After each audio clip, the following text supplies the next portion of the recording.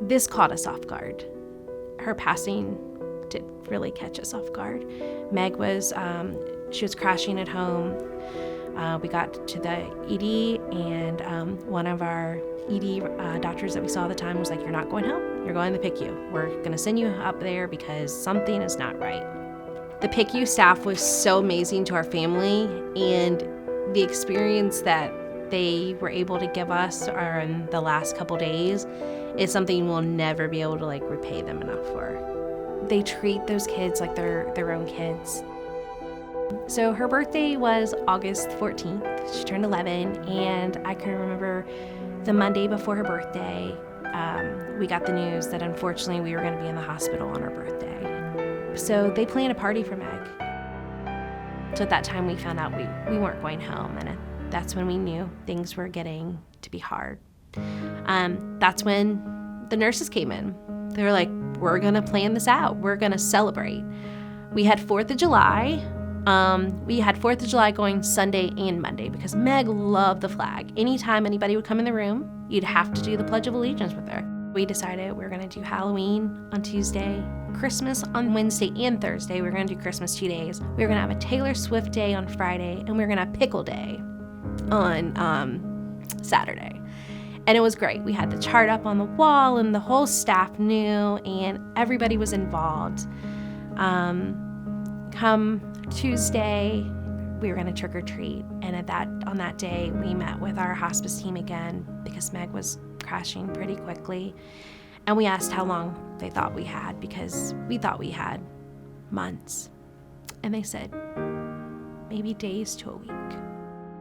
I remember getting her dressed to go to trick or treating. It was hard because she was very tired, and I remember Allie was determined to get her dressed. She's going trick-or-treating. She had candy and bowls, and she had, the other families on the floor were so sweet. They participated as well. They would stand outside their door, and she would pick out piece after piece. And I remember looking at Allie, and I was like, "We don't have to do this." And she's like, "Absolutely not. We're dressing her up like a puppy." I have a picture of Allie kind of standing behind us, and Todd and I are helping Meg trick-or-treat, and you can see the look in her eyes, how much she cared about Meg. And that was the truth for all of the nurses on that floor. They all cared about Meg. So Wednesday morning came. That morning we met with our hospice team again, and we're like, "How long do you guys think?" And they said hours. And so you go from your child turning 11, going to hospice 2 days later. So it was Christmas. We were having Christmas. We had multiple trees in the room. Stockings were hung. It was great. The hospice team came in, and they had presents, and they were dressed up. The nurses were dressed up.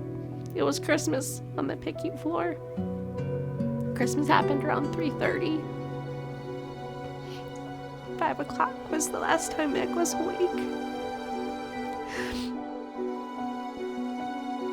I think what the hardest thing was having to walk out of that hospital without her and know that she was back in that room.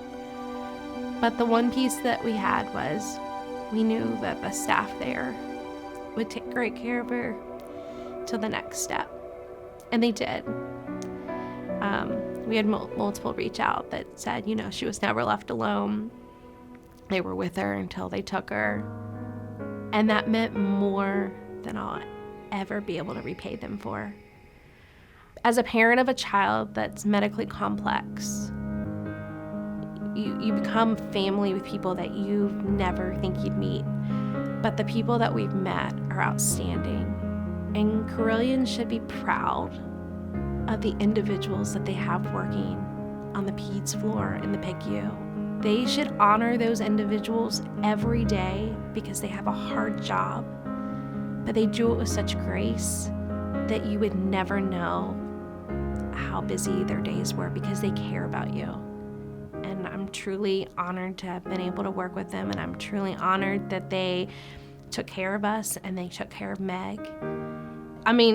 I wish that I could just tell the world over and over how amazing they are. I truly do, because they're amazing.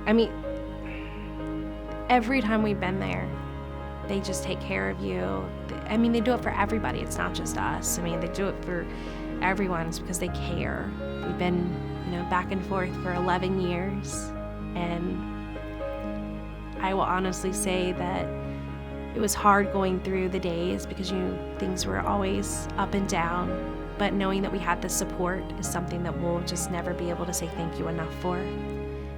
And honestly, I miss going to see our providers. I miss going to see our therapists. Meg loved helicopters, and we got to go up on the helicopter pad, and there's a picture of her, and she's looking at the mountains, and her back was facing us. And that picture, every time I look at it, it's like she was ready to take on the world. She was ready to climb those mountains, and I truly feel she climbed them.